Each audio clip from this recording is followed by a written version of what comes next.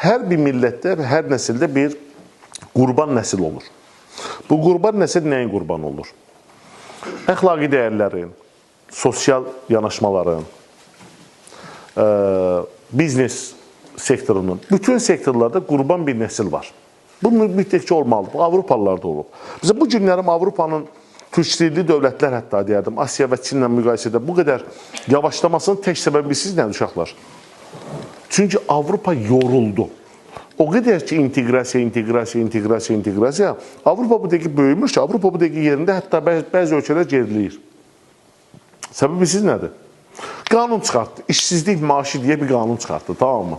İşsizlik maaşı. O, sosial dövlət nə bomba. Bəzi ölkələrdə bu 2000 evrodan çoxdur. Oturur belə, valla. Gözlə görəm, sizcə bunu neçə min adam düşünür? Bax hələ.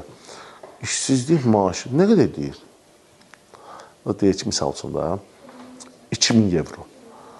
Papadan bir dənə ev buradadır, bir dənə də orada. Onları kiraya versəm 6000 evro oradan. 2000 evro da buradan 8000 evro. Bir dənə şataq çevirdi türk lirəsinə, köçdü Marmarisi. Avropa çökür.